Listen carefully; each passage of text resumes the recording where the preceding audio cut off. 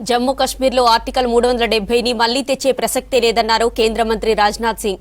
Congress NC కూటమి ఓట్ల కోసం తప్పుడు ప్రచారం చేస్తున్నాయన్నారు. 10 ఏళ్ల బీజేపీ పాలనలో జమ్మూ కశ్మీర్లో ఉగ్ర చర్యలు తగ్గాయన్నారు. జమ్మూ కశ్మీర్లోని రాంబన్లో ఎన్నికల ప్రచారంలో పాల్గొన్నారు. నేషనల్ కాన్ఫరెన్స్ పాలనలో ఉగ్రవాదం పెరిగిందన్నారు.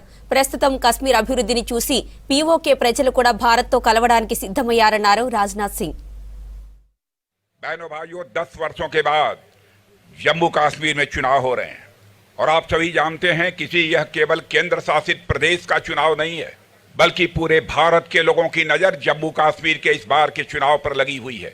अभी कुछ दिनों पहले मैं अमेरिका में था। अमेरिका में इंडियन डायस्पोरा के लोग जो मुझसे मिले, उन्होंने कहा कि साहब भारत में जम्मू कश्मीर के चुनाव होने वाले हैं, क्या होगा? तो मैंने तो बहनों भाइयों डंके की चोट पर बोल दिया, इस बार के जम्मू कश्मीर के चुनाव में Bharatiya Janata party clear majority से अपनी गवर्नमेंट बनाएगी। इसलिए मैं कहना चाहता हूं, केवल भारतवासियों की नजर ही जम्मू कश्मीर के चुनाव पर नहीं लगी है, बल्कि सारे हिंदुस्तान में रहने वाला हर हिंदुस्तानी देख रहा है कि जम्मू कश्मीर के चुनाव परिणाम इस बार क्या होंगे।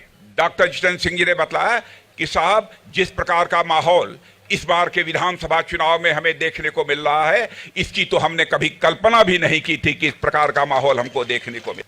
मैं आपको याद दिलाना चाहता हूं, जब भी जम्मू कश्मीर विधानसभा अथवा लोकसभा के चुनाव में बहनों भाइयों 6%, 8%, 10%, 12% की पोलिंग हुआ करती थी, लेकिन यहां पर केंद्र शासित प्रदेश घोषित होने के बाद धारा 370 और 35 से समाप्त होने के बाद आपने देखा होगा पहली बार लोकसभा का चुनाव हुआ है, उसमें 58% से अधिक जम्मू कश्मीर के बहनों भाइयों ने मतदान किया है।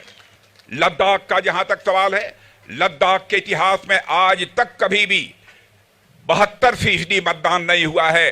यदि हुआ है तो पहली बार इस बार के लोकसभा चुनाव में 72% मतदान हुआ है।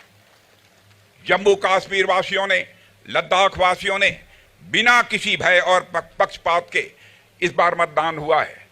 पहली बार लोगों ने महसूस किया।